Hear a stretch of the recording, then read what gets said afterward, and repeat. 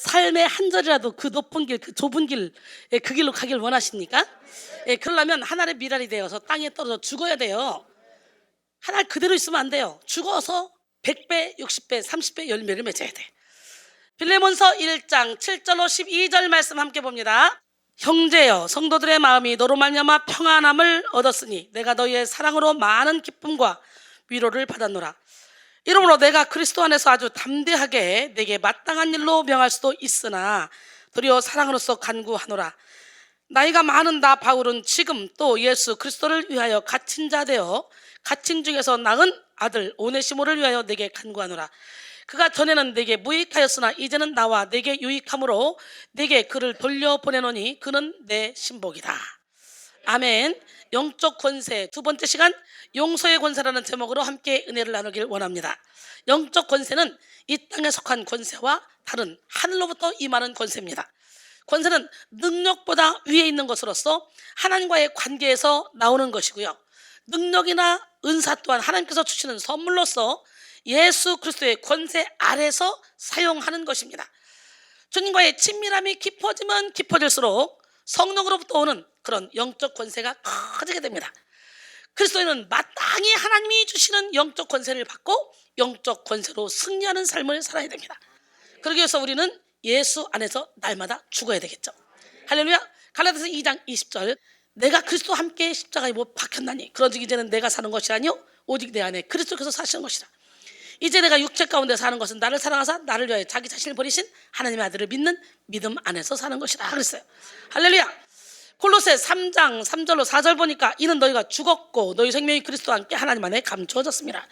우리 생명이신 그리스도께서 나타나실 그때 너희도 그와 함께 영광 중에 나타나리라. 내가 죽으면 우리 하나님이 우리를 그리스도와 함께 감춰놓았다가 예수님이 나타나실 때 영광 중에 함께 나타나게 해준대요. 철저히 내가 깨지고 부서지고 무너지면 내 안에 주님이 나를 통해 일하신다는 거예요. 할렐루야. 엘빈 토플러는 권력의 이동이라는 책에서 시대마다 사람이 추구하는 권세가 달라진다고 말했습니다. 먼저 문명이 발달되기 전에 사람들이 추구하던 권세는 강한 체력이었습니다. 힘센 사람이 제일이었던 거예요. 힘을 추구하던 시대가 지난 다음에는 이제는 경제력이 대세를 이루는 시대가 왔습니다. 경제력이 각광받던 시대에는 돈이 많으면 잘 사는 사람, 힘 있는 사람으로 이해되었어요. 그래서 인간들은 어떻게 해서든지 돈을 벌려고 그랬어요. 돈. 뭐니 해도 머니다. 그 다음은 정신력의 시대가 왔습니다. 정신력의 시대는 기술, 지식, 정보가 능력의 시대입니다. 그런데 엘빈 토플러가 말하는 궁극의 권세는 체력, 경제력, 정신력이 아닌 도덕적 권세입니다. 엘빈 토플러는 미래의 선두주자들은 반드시 도덕적 권세를 소유해야 한다고 강조했습니다. 하지만 오늘 우리는 이 모든 것보다 더 중요한 영적인 권세를 받아야 돼요. 사도행전 1장 8절에 오직 성령이 너에게 임하시면 너희가 권능을 받고 예루살렘과 온 유대와 사마리아와 땅끝까지 이르러 내 증인이 되리라. 우리 주님의 증인 됩시다. 영적 권세는 육의 권세와는 완전히 다릅니다. 권세의 출처가 다르고 권세의 내용이 다르고 권세의 방향도 다릅니다. 육의 권세는 이 땅에서 나와서 이 땅의 것을 움켜쥐고 이 땅의 것을 쌓게 하며 이 땅에서 쟁취하는 삶을 살게 하지만 영적 권세는 하늘로부터 임하여 하늘의 것을 추구하게 합니다. 나아가 영적 권세는 이 땅의 것을 내려놓게 만들고 하늘의 복을 얻기 위해 육신의 소욕을 포기하게 만듭니다.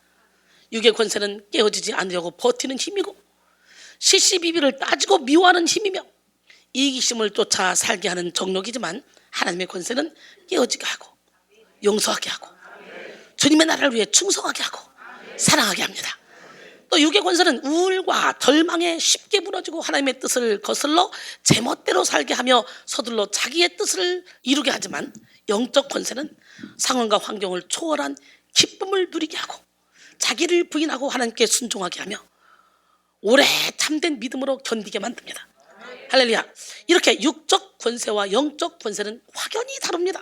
우리는 육의 권세와 영의 권세를 분별하고 오직 영적 권세로 모든 영적 전쟁에서 승리해야 합니다.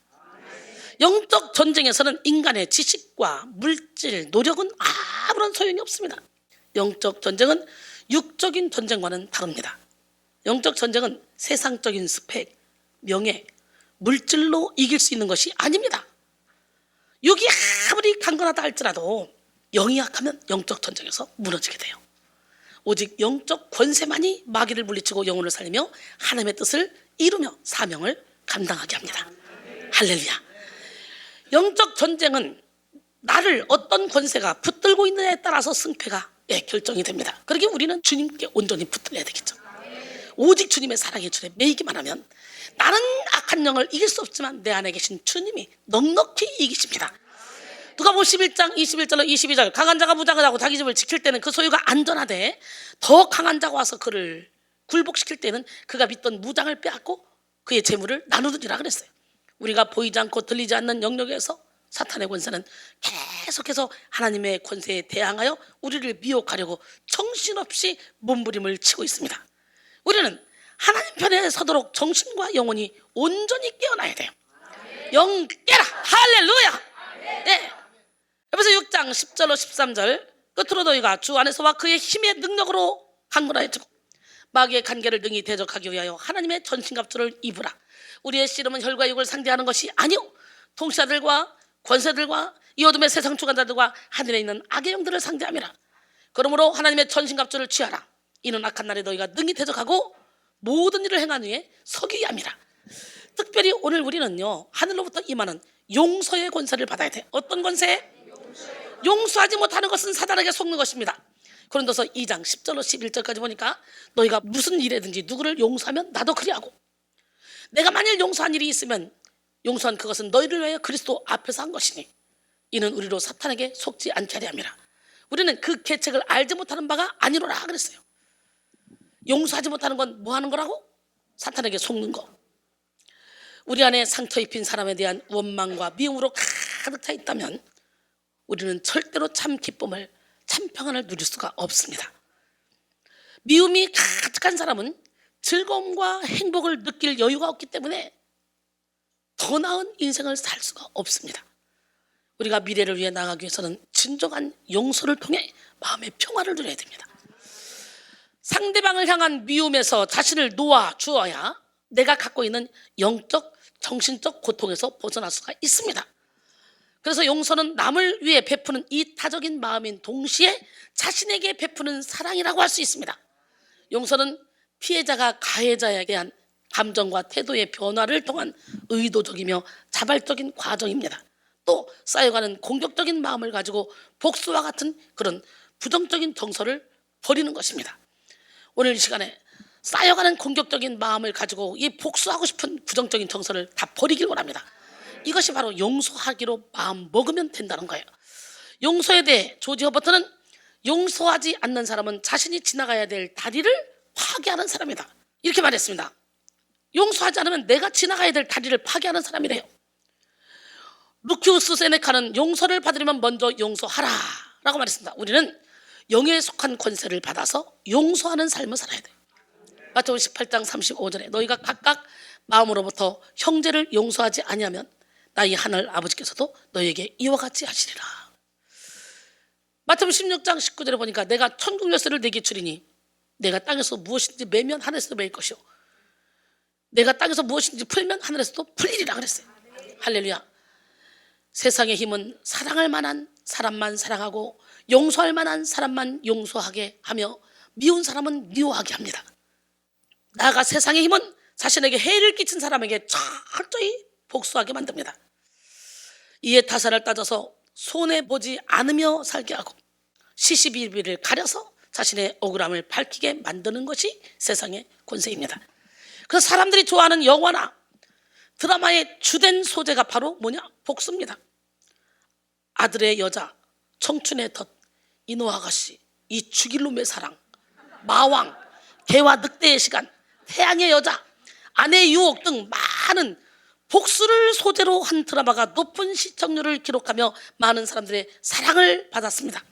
그중 청춘의 덫에서 여주인공이었던 시무라 씨의 대사, 당신 부셔버릴 거야. 이거는 전 국민의 유행어가 되기도 했습니다. 이런 복수 드라마를 보는 시청자들은 드라마 속 주인공이 억울한 일을 당하면 자신이 분노하고 주인공이 역경을 딛고 복수해 나가는 걸 보면 아주 통쾌하고 쾌감을 느낍니다. 왠 줄 알아요? 이유는 사람들마다 복수를 원하는 심리가 있기 때문이에요. 그래서 대리만족을 하는 거지. 대리만족. 옛날 드라마나 영화는 드러내놓고 복수를 원초적인 표현으로 조성을 했습니다. 아버지의 원수를 갚으리라. 요즘은 복수가 아닌 척 복수하는 그런 내용의 드라마가 있습니다. 그런 내용의 드라마 많아요. 이게 복수인지 아닌지 몰라. 복수가 아닌 척하면서 복수하게 하는 그런 드라마가 많습니다. 결국은 다 억울한 마음을 풀지 못한 사람들의 이야기죠. 예전이나 지금이나 사람들은 자신의 원통함, 억울함을 어떻게 풀어야 할지 모르다가 드라마를 통해서 대리 만족을 느끼는 그런 사람들이 많습니다. 세상 사람들은 자기가 당한 만큼 안 갚음하고 복수하는 것이 능력이라고 생각해요. 사도 바울도요, 말세의 사람들의 특징 중 하나를 뭐라고 말했냐? 원통함을 풀지 못한다 그랬어요. 디모데후서 3장 1절로 5절, 너는 이것을 알라. 말세에 고통하는 때가 이르러 사람들이 자기를 사랑하며 돈을 사랑하며 자랑하며 교만하며 비방하며 부모를 거역하며 감사하지 아니하며 거룩하지 아니하며 무정하며 원통함을 풀지 아니하며 모함하며 절제하지 못하며 사나우며 선한 것을 좋아하지 아니하며 배신하며 조급하며 자만하며 쾌락을 사랑하기를 하나님 사랑하는 것보다 더하며 경건의 모양은 있으나 경건의 능력은 부인하니 이 같은 자들에게서 내가 돌아서라 그랬어요. 원통함을 풀지 않는다는 것은 앙심을 풀지 않는다는 거예요. 앙심. 상대가 용서를 빌어도 용서하지 않습니다. 보복심이 강하며 복수를 즐깁니다. 원통함이 많은 사람은 마음에 독이 많고 항상 시기 질투가 그 마음에서 떠나지 않습니다. 이런 사람이 가족이나 교회 공동체 나아가 사회에 있으면 항상 바람잘 날이 있습니다. 원통함을 풀지 않으면 거짓의 마귀 곧 디아블로스와 동일 어근의 단어입니다. 이것은 원통함을 풀지 않는 행위가 곧 마귀에게서 났으며 마귀가 가장 좋아하는 행위임을 보여줍니다. 우리가 원통함을 풀지 못하고 용서하지 못할 때 가장 큰 해를 입는 것은 우리의 영혼입니다.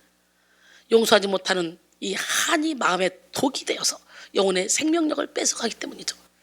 그러므로 우리는 용서하지 못해서 영적 생명력을 잃어버리는 삶을 살 것이 아니라 용서함으로 영혼을 살리는 삶, 항상 기뻐하고 쉬지 말고 기도하고 범사에 감사하는 삶을 살아야 됩니다. 용서하지 못하는 마음을 가지고 있으면 아무리 열심히 기도하고 아무리 열심히 예배를 드려도 아무런 소용이 없습니다. 용서하지 못하는 마음은 자기 스스로 자기를 죽이는 그런 잘못된 행위입니다. 용서하지 못하는 마음은 스스로 지옥을 만드는 길입니다. 용서는 자유의지를 가지고 자신이 선택하는 것입니다. 용서를 하면 많은 신경성으로 도는 질병들이 많이 고쳐진다 그래요. 용서를 선택함으로 우리는 마음의 괴로움으로부터 자유로워질 수 있습니다. 용서하지 못하는 마음은 상대를 미워하게 만들고 그 안에 자신을 갇히게 만듭니다. 용서하지 못하는 마음은 미움을 계속 키우게 되어서 사탄이 사용하기 좋은 마음으로 변하게 됩니다. 그러기에 사탄은 적은 노력으로 용서하지 못하는 마음을 덫으로 사용해서 우리를 파멸의 길로 끌고 간다는 걸 우리는 알아야 돼요. 여러분, 이 시간 용서하지 못함으로 스스로 만든 지옥에서 벗어나 진정한 자유를 누림으로 마음의 천국을 이루는 지혜로운 성도들이 다 되기를 원합니다. 히브리서 12장 14절에 보니까 모든 사람과 더불어 거룩함과 화평함을 따르라. 할렐루야. 모든 사람이래요. 모든 사람. 모든 사람과 더불어 화평함과 거룩함을 따르라. 이것이 없이는 아무도 주를 보지 못하리라. 모든 사람이라면 나를 미워하는 사람, 내 원수까지도 얘기하는 거죠. 로마서 12장 17절로 21절까지 보면 아무에게도 악을 악으로 갚지 말고 모든 사람 앞에서 선한 일을 도모하라. 할 수 있거든 너희로서는 모든 사람과 더불어 화목하라. 내 사랑하는 자들아, 너희가 친히 원수를 갚지 말고 하나님의 진노하심에 맡기라. 기록되었을 때 원수 갚는 것이 내게 있으니 내가 갚으리라고 주께서 말씀하시니라. 내 원수가 줄이거든 먹이고 목마르거든 마시게 하라. 그리함으로 내가 숯불을 그 머리에 쌓아 놓으리라. 악에게 지지 말고 선으로 악을 이기라. 할렐루야. 용서는 하나님의 성품이자 하나님의 사랑입니다. 용서가 사랑을 위해 택한 하나님의 방식인 것입니다. 사실 우리 모두는 허물과 죄로 인해 영원한 지옥에 처할 인생들이었잖아요. 본질상 진노의 자녀, 마귀의 자녀, 모태 중에 죄 중에 태어났잖아요. 하지만 긍휼이 풍성하신 하나님이 우리 죄를 용서하시고 예수 그리스도의 십자가 공로를 의지해서 죄사함의 은총을 누리게 하셨습니다. 하나님은 우리를 사랑하시기 위해 먼저 용서받을 수 없는 우리를 용서하셨어요. 하나님께서 죄로 가득한 우리를 용서하셨는데 우리가 누구를 용서하지 못하겠습니까? 그러므로 우리도 하나님이 우리를 용서하신 것 같이 용서하고 하나님 우리를 사랑하신 것 같이 사랑해야 됩니다. 할렐루야. 에베소 4장 31절로 32절 보니까 너희는 모든 악독과 노함과 분냉과 떠드는 것과 비방하는 것을 모든 악의와 함께 버리고 서로 친절하게 하며 불쌍히 여기며 서로 용서하기를 하나님이 그리스도 안에서 너희를 용서하신 것 같이 하라 그랬어요. 하나님은 어떻게 용서했어요? 독생자 아들을 내주셨죠. 예수님은 어떻게 용서하셨어요? 자기를 십자가에 못 박혀 죽기까지 용서하셨죠. 할렐루야. 골로새 3장 13절 14절 누가 누구에게 불만이 있거든 서로 용납하며 피차 용서하되 주께서 너희를 용서하신 것 같이 너희도 그리하고 이 모든 것 위에 사랑을 더라. 이는 온전하게 맺은 띠니라 그랬어요. 유명한 대학교나 대학원 잘 나가는 회사들은 모두 다 자기들의 수준에 맞는 사람을 뽑습니다. 역량 있는 사람을 원합니다. 그리고 자기 기대치에 부응하지 않는 사람은 거절합니다. 하지만 하나님은 자격 없는 자들을 부르셔서 작품으로 만들어 가십니다. 하나님의 사랑인 이 아가페의 사랑은 창조해 나가는 사랑이기 때문이에요. 고린도전서 1장 25절로 29절 하나님의 어리석음이 사람은 다 지혜롭고 하나님의 약하심이 사람은 다 강하니라. 형제들아 너희를 부르심을 보라. 육체를 따라 지혜로운 자가 많지 아니하며 능한 자가 많지 아니하며 문벌 좋은 자가 많지 아니하도다. 그러나 하나님께서 세상에 미련한 것들을 택하사 지혜 있는 자들을 부끄럽게 하시고 세상에 약한 것들을 택하사 강한 것들을 부끄럽게 하시며 하나님께서 세상에 천한 것들과 멸시받는 것들과 없는 것들을 택하사 있는 것들을 폐하려 하시나니 이는 아무 육체도 하나님 앞에서 자랑하지 못하게 하려 하심이라. 할렐루야. 사랑받을 수 없는 사람을 사랑하여 사랑받을 만한 존재로 만들어 나가는 것이 하나님의 사랑입니다. 사랑받을 수 없는 사람을 사랑하시기 바랍니다. 도저히 용서받을 수 없는 사람을 용서하시기 바랍니다. 사랑받을 수밖에 없고 용서받을 수밖에 없는 사람은 사랑하고 용서하는 건 누구나 다 해. 맞아 안 맞아? 오늘 우리는 용서를 동반한 아가페 사랑의 능력을 받아야 됩니다. 이 시간 예수님의 사랑으로 충만하여 많은 영혼을 주님께로 인도하는 축복의 통로가 되기를 바랍니다. 에베소 3장 18절로 19절 능히 모든 성도와 함께 지식에 넘치는 그리스도의 사랑을 알고 그 너비와 길이와 높이와 깊이가 어떠함을 깨달아 하나님의 모든 충만하신 것으로 너에게 충만하게 하시기를 구하노라. 할렐루야. 마틴 루터 킹 주니어 목사는 용서하는 힘이 결여되어 있는 사람은 사랑하는 힘도 결여되어 있다라고 말했어요. 어느 날 영국의 웰링턴 제독이 불량 병사를 총살하기로 결정했습니다. 그리고 총살 직전에 말했습니다. 나는 너를 변화시키려고 교육도 시켰다. 수도 없이 징계도 해봤다. 감옥에도 가둬봤다. 그러나 너는 반성하지 않았다. 이제는 총살밖에 없다. 어쩔 수 없다. 총살시킬 수밖에 없다. 바로 그때 그 병사의 한 친구가 제독에게 말했습니다. 제독님이 다 하셨지만 한 가지 하지 않으신 것이 있습니다. 그것이 무엇인가? 예, 용서하는 것입니다. 그 말을 듣고 웰링턴 제독이요 큰 감동을 받았어요. 그리고 말했습니다. 네 말이 맞다. 이제 그를 아무 조건 없이 용서하겠다. 그리고 용서해줬습니다. 그 뒤 이 병사는 아주 모범적인 병사가 되었다고 합니다. 진정한 용서는 사람을 변화시킵니다. 이 세상에 완벽한 사람은 아무도 없습니다. 우리 모두는 죄인이고 우리 모두는 실수합니다. 우리는 하나님 앞에서 항상 부족한 사람이기 때문에 언제나 용서가 필요한 사람들이에요. 하나님께서 우리를 용서해 주신 것 같이 우리는 늘 용서하는 삶을 살아야만 합니다. 하지만 사람들은 용서할 수 있는 능력이 없습니다. 그러므로 우리는 주님께 용서의 권세를 받아서 용서하고 용서의 권세로 하나님의 사랑을 닮아가야 됩니다.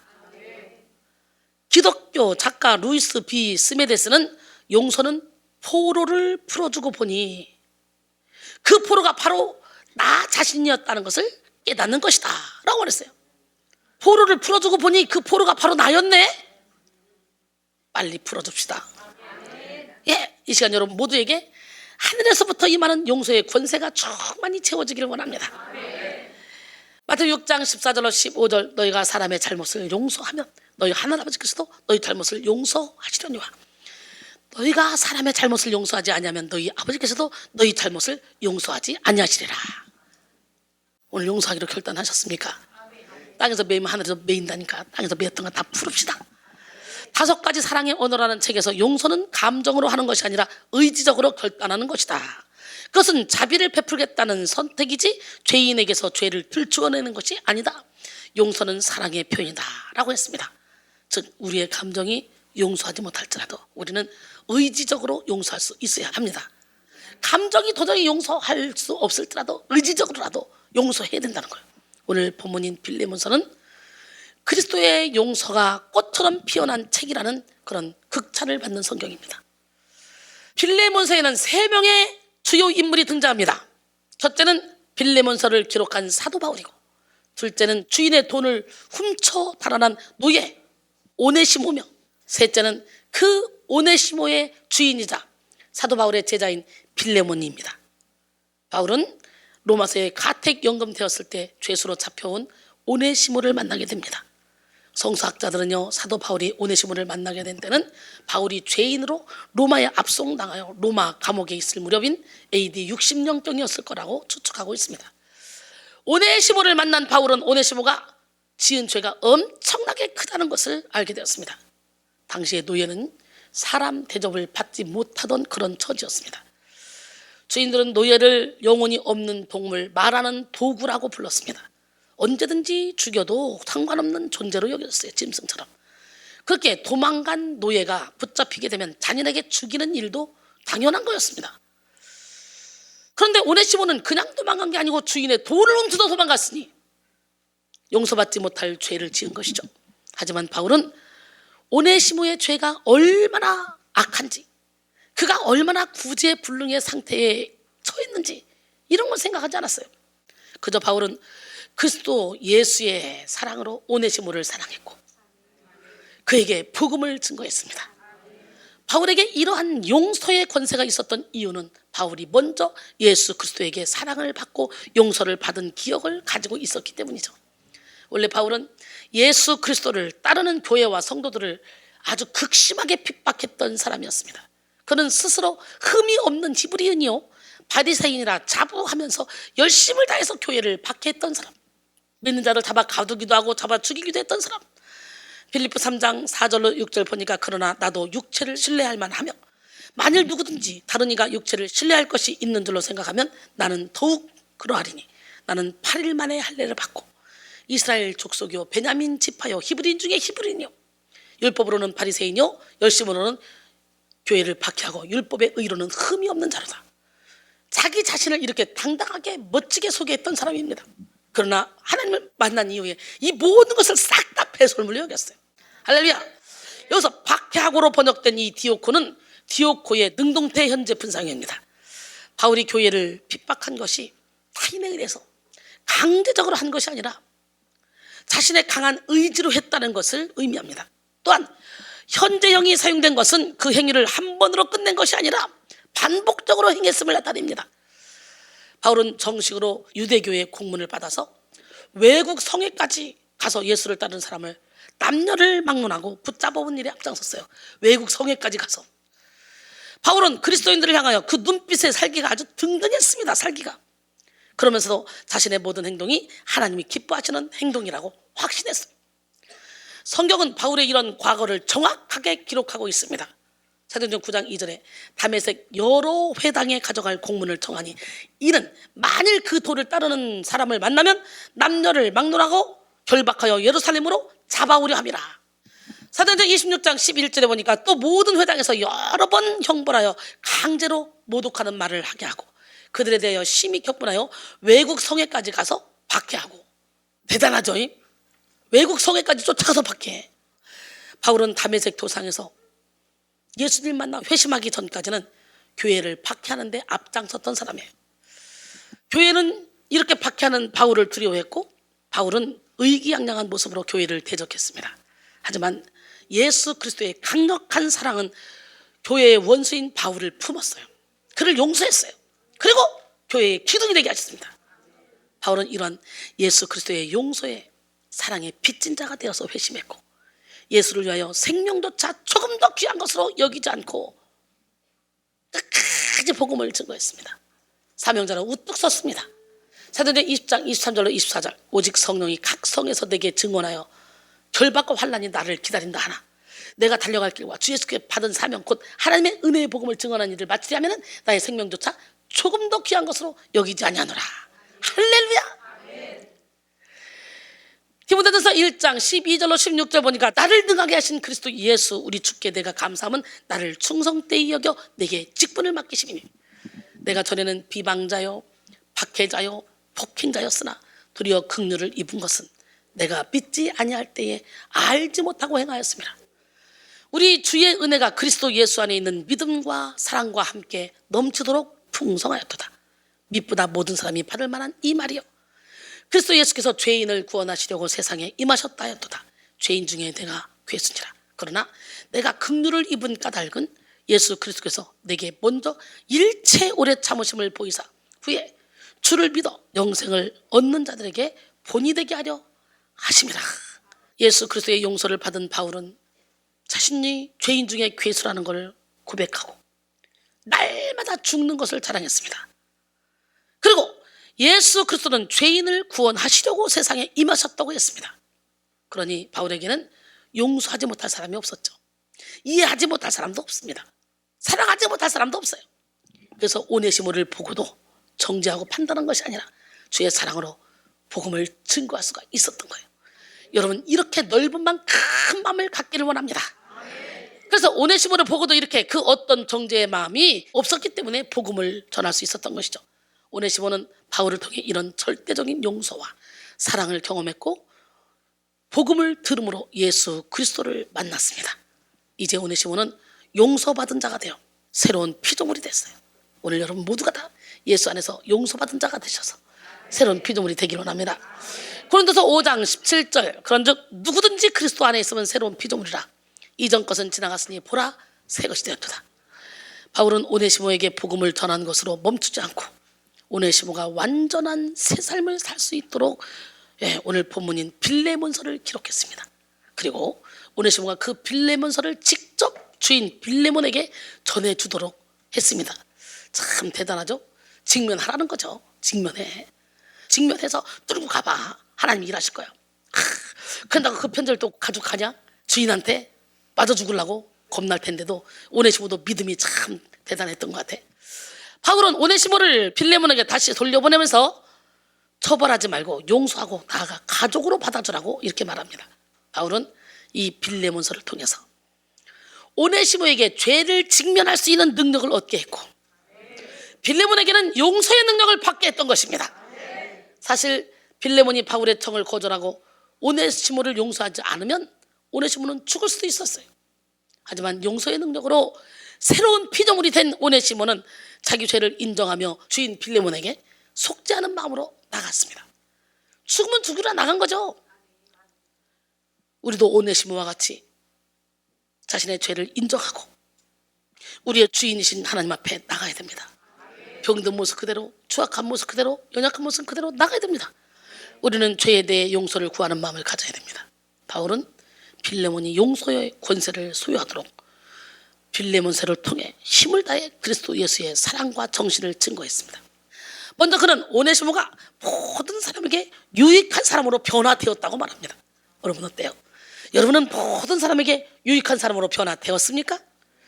빌레몬 1장 11절에 그가 전에는 내게 유익하였으나 이제는 나와 내게 유익함으로 할렐루야. 바울은 오네시모가 변화되었으므로 변화된 자로 받아주라고 권면했습니다. 그래서 종 이상 곧 사랑받는 형제로 대하는 것이 마땅하다고 했습니다. 빌레몬 1장 16절 이후로는 종과 같이 대하지 아니하고 종 이상으로 곧 사랑받는 형제로 둘 자라. 내게 특별히 그러하거든 하물며 육신과 주 안에서 상관된 내게랴 그랬어요. 오늘 우리도 회개하고 돌이킨 사람들을 향해 이런 마음을 소유해야 합니다. 제 원래 그런 애야 이게 아니라 제 원래 그런 애 했지만 하나님이 변화시켰어. 지금은 새로운 피조물이 됐어. 그래서 선입견을 예수님으로 다 버려야 돼요. 빌레몬은 바울의 편지를 보고 넓은 마음으로 자신을 배신한 노예를 용서하고 품었습니다. 바울도 빌레몬도 멋지지 않습니까? 저도 이런 마음으로 제자를 양성하고 있습니다. 여러분 회심하고 새 삶을 살기 원하는 사람이라도 주위 사람들이 끊임없이 자신을 의심하고 멸시하면 이전의 삶으로 돌아가기가 쉽습니다. 그래서 실제로 감옥에서 출소한 사람들이요, 직장을 구하고 새 출발하는 일은 쉽지가 않다 그래요. 사람들이 색안경을 끼고 채용하지 않기 때문이죠. 출소한 사람들의 취업률은 6%로 매우 낮기에 새 삶을 살지 못하는 출소자들의 재범률이 22%가 넘습니다. 물론 죄를 지은 사람에 대한 편견과 의심은 합리적일 수 있습니다. 하지만 우리는 그리스도 예수 안에서 회개하고 돌아온 사람들은 용서하고 사랑해야 돼요. 어떤 죄인이라 할지라도, 살인죄를 저질렀다 할지라도 예수 안에서 회개하고 돌아오면 우리는 사랑으로 품어야 돼요. 제가 그랬죠. 그 어떤 죄도 다 용서받지만 용서 못 받는 죄, 성령 회방죄, 예수를 믿지 않는 죄, 그 죄 외에는 모든 것 다 용서받을 수 있어요. 할렐루야. 이 시간에 오늘 여러분 모두 자신을 돌아보며 사도 바울처럼 넓은 사랑으로 모든 사람을 용서하고, 오네시모처럼 죄를 직면해서 뚫고 나가고, 빌레몬처럼 그 원수까지도 품을 수 있는 그런 사랑을 받기를 원합니다.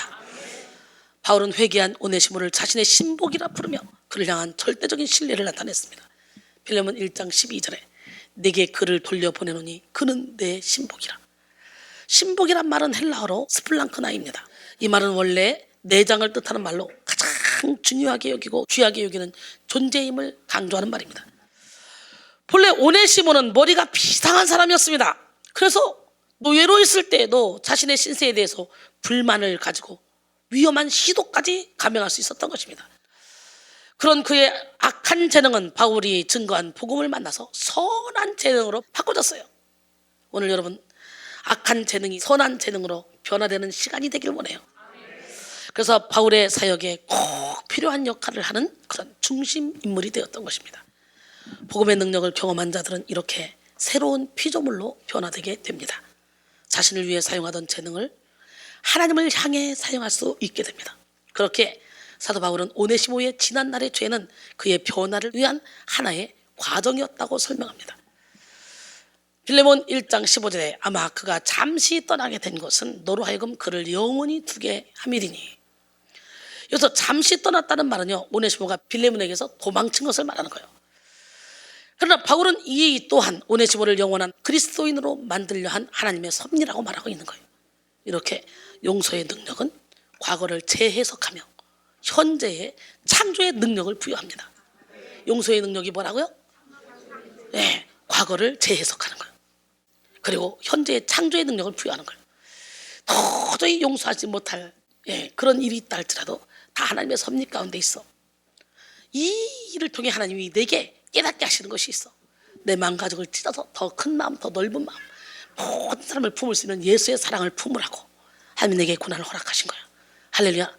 이 시간 여러분 모두가 용서의 권세를 가지고 지난 상처를 은혜로 해석하고 영혼을 살리는 생명의 삶을 살기를 바랍니다. 바울이 가졌던 용서의 권세는 희생도 감수하는 권세였습니다. 그는 오네시모가 행한 불이나 빚진 것이 있다면 그것도 자신이 갚겠다고 말하면서까지 오네시모를 변호했죠. 빌레몬 1장 18절에 그가 만일 내게 불의를 하였거나 내게 빚진 것이 있으면 그것을 내 앞으로 계산하라. 오늘 우리는 우리를 용서하기 위해서 생명을 버리신 예수 그리스도를 기억함으로 희생도 감수하는 용서의 삶을 살아야 합니다. 이런 희생적 용서를 받은 오네시모는 당시 아시아 교회의 어머니 교회 역할을 감당했던 에베소 교회의 감독이 되었습니다. 할렐루야. 또 안디옥 교회의 감독인 이그나티우스는 그 오네시모가 바울 서신을 수집했다고 증언합니다. 다시 말해 현재 우리가 보고 있는 신약 성경 중 13권이 바울 서신인데요, 이 바울 서신 중 상당한 많은 양이 당시 에베소 교회의 감독이었던 오네시모에 의해서 수집되었을 가능성이 크다는 말입니다. 이렇게 용서의 권세는 대단합니다. 용서가 죄의 결박을 끊고, 용서가 영혼을 살리며, 용서가 영적 거장을 만듭니다. 그렇기 때문에 신기하고 놀랍게 저는 제자 양성하면서 용서가 안 되는 게 없어요. 사람마다 훈련시키는 방법이 다 달라. 근데 이걸 용서를 해야지. 어떻게 그럴 수 있어. 용서해야지. 얼마나 스트레스 받고 힘들겠어요. 그런 게 없어요. 우리 하나님, 멋쟁이 하나님, 기적의 하나님, 사랑이 나를 강권하기 때문에, 예수님의 사랑의 너비와 길이와 높이와 깊이가 나를 강권하기 때문에, 오늘 여러분 이렇게 모든 사람을 품고 용서하고 살면 인생이 행복합니다. 천국입니다. 여러분 영혼이 천국이 되길 원합니다. 할렐루야. 결론적으로 사랑하는 성도 여러분, 오늘 우리는 용서의 권세를 받아서 용서해야 됩니다. 하나님은 우리의 모든 죄를 용서하시고 자녀 삼아주셨고 예수 그리스도 안에서 새로운 피조물이 되게 하셨습니다. 이제 우리는 새로운 피조물답게 살아야 돼요. 당당하게 멋지게 살아야 돼요. 예, 그러므로 우리는 하나님 우리를 용서하셨듯이 용서하고, 하나님 우리를 사랑하셨듯이 사랑하고 살아야 돼요. 용서하지 못하는 것은 사탄에게 속는 것이라 했어요. 이 시간 여러분 모두에게 용서의 권세가 임하기를 원합니다. 사도 바울이 용서의 권세로 사람을 세우고 관계를 회복시켰듯이 우리도 용서의 권세로 화목하게 하며 하나님의 사람을 세우는 지혜로운 삶을 살아야 될 줄 믿습니다. 이 시간 여러분 모두가 용서의 권세를 받아서 모든 사람을 사랑하고 모든 사람을 용서하고 차원이 넘치는 놀라운 능력 있는 위대한 삶을 살아서 많은 영혼을 주님께로 인도함으로 하늘의 별과 같이 영원토록 빛나는 기적의 주인공이 되기를 주님의 이름으로 축원합니다. 용서의 권세를 받으시다. 기적의 하나님은 당신 편입니다. 그 하나님은 오늘 시간에 여러분에게 영적 권세 중에 용서의 권세를 주길 원해. 어때요? 여러분 마음 깊은 곳에 미움이 남아있지는 않습니까? 영혼 깊은 곳에 여러분 미움이 남아있지 않습니까? 여러분 자신을 보고 이 미움의 독소를 해독해야 돼. 오늘 무의식의 세계에 있는 이 미움의 독소를 예수님으로 다 버립시다. 그리고 용서의 권세를 받읍시다. 나 무엇과도 주님을 바꿀 수 없어요. 막 간절한 마음으로 찬양할까요? 나 무엇과도 주님을 바꾸지 않으리. 다른 어떤 은혜 구하지 않으리. 오직 주님만이 내 삶의 도움이시니 주의 얼굴 보기 원합니다. 나 무엇과도 주님을 바꾸지 않으리. 다른 어떤 은혜 구하지 않으리. 오직 주님만이 내 삶의 도움이시니 주의 얼굴 보기 원합니다. 주님 사랑해요. 온 마음과 정성 다해 하나님의 신실한 친구 되기 원합니다. 신실하게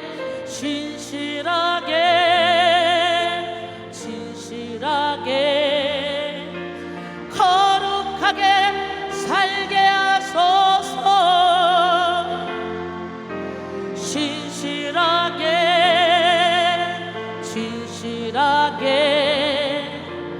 거룩하게 살게 하소서. 하나님 나의 마음 만져주소서. 하나님 나의 영혼 새롭게 하소서. 하나님 나의 기도 들어주세요. 하나님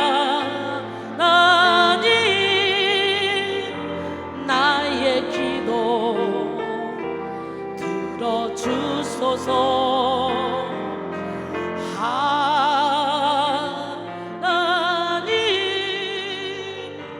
주의 길로 인도하소서.